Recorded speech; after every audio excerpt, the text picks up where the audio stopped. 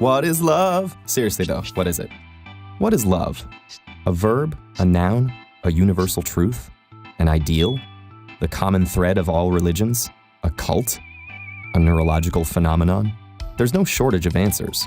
Some are all-encompassing. It conquers all. It's all you need. It's all there is. These are all comparisons, though. Ways of defining it by contrast, by saying it's more important than all other things.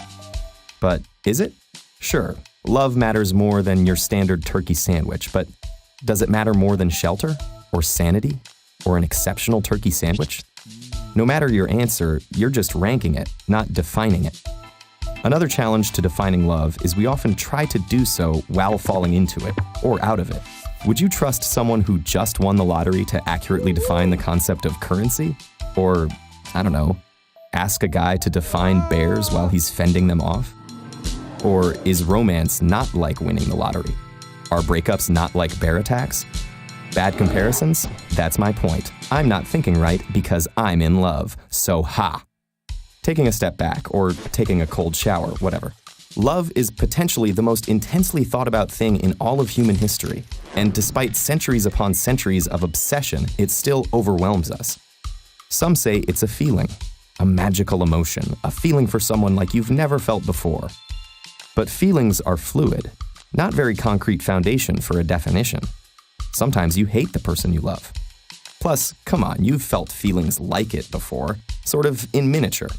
Your relationships with your family shape your relationships with partners, and your love for your partner may be in its own dynamic relationship, healthy or totally weird, with the love of your parents and siblings. Love is also a set of behaviors we associate with the feeling.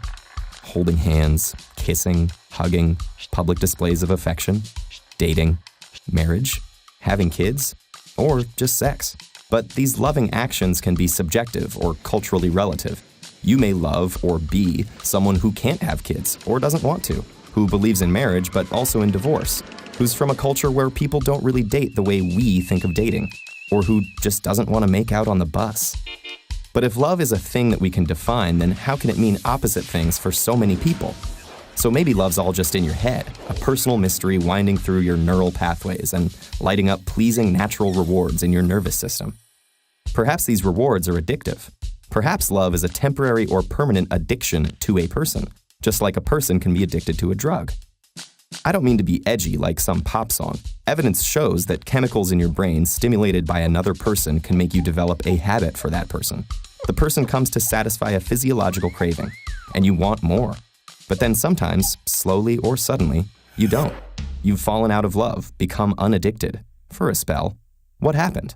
Does one develop a tolerance or hit a limit? Why do some lovers stay addicted to each other their entire lives? Perhaps to create new lives? To proliferate their species? Maybe love is just human DNA's optimal method for bringing about its own replication. There are evolutionary arguments regarding every human mating behavior, from how we display ourselves to potential mates, to how we treat each other in relationships, to how we raise kids. Thus, some argue that the feeling you think you feel in your soul is just biology's way to make you continue our species. Nature has selected you to have crushes on hotties, just like it makes monkeys have crushes on hot monkeys, and biology marches on. But is that all love is? Or perhaps worse, is it just a construct, some fake concept we all convince each other to try to live up to for a fake sense of purpose? Maybe it is a construct, but let's be more precise about what a construct is. Because love is constructed from reality. Our experiences, feelings, brain chemistry, cultural expectations, our lives.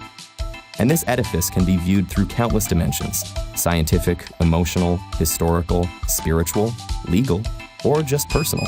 If no two people are the same, no two people's love is the same either. So in every loving relationship, there's a lot to talk about, and partners should be open to that, or the relationship probably won't last. Love is always up for discussion, and sure, under construction. So if we can't define it, that's a good sign. It means we're all still making it. Wait, I didn't mean... You know what I meant.